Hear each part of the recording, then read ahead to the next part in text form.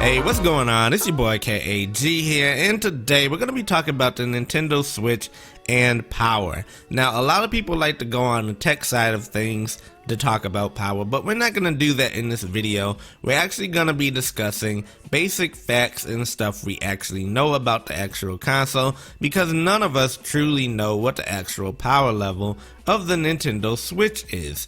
Because if you are to assume, then you would just be assuming, and we can't say that we know what it is when we don't really know what the power level is.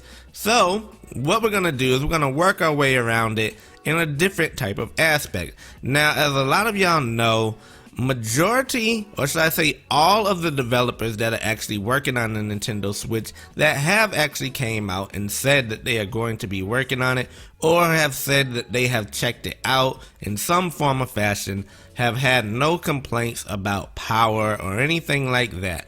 You know, during the Wii U days and the Wii days, there was complaints about power. However, in this case, with the Nintendo Switch, we really haven't had any issue with people complaining about the power of the system. We also haven't heard anybody complaining about the gimmick of the system. You know, everything right now seems to be pretty much lining up. And when we talk about power level, right, we have to also remember that it's not just pure power, you know, how many watts is running at. It has nothing to do with the amount of power, how much RAM, you know. It doesn't have anything to do with what processor is running in it. It also has to do with the architecture of the system and how it can actually work. Because if y'all do know one thing, is that you can see games that are plug-and-play devices, right? Or games that are plug-and-play, or games that run on tablet that can look amazing, right?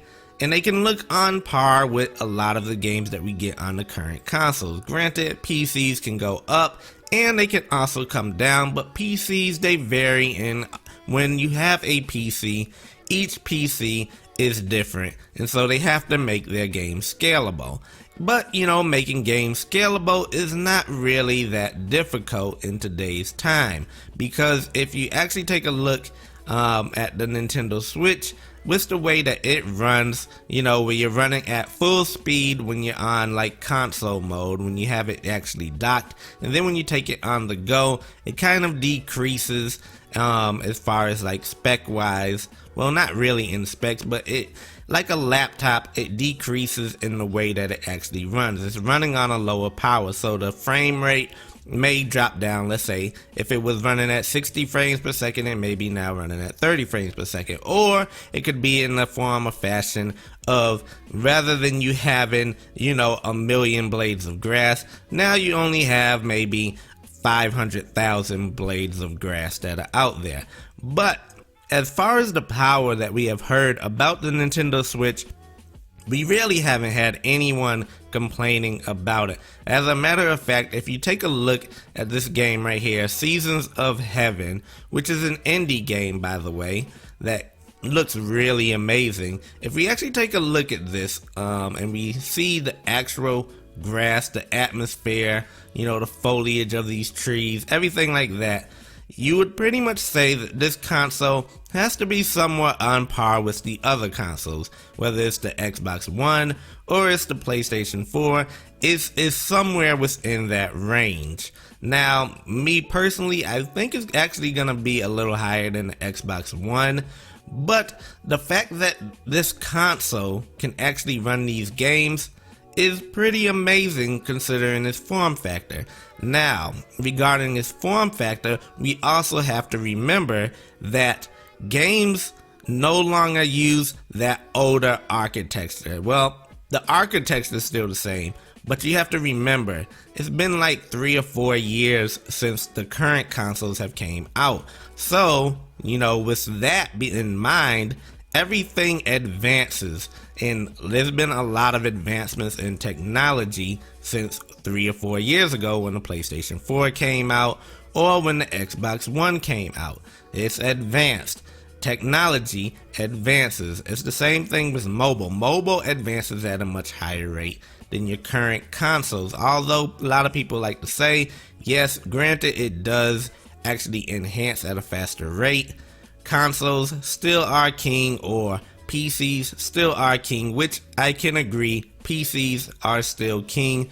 But when you actually take a look at the way that this is actually running, and you look at the actual developers that have actually been, talking about it, working on it, like for example, the fact that they're thinking about bringing Dark Souls, the whole trilogy, over to the Nintendo Switch is a pretty good sign, because it's not one of them little light, empty games. And speaking of that, we also have to think about the people or the demographic that Nintendo is actually trying to target.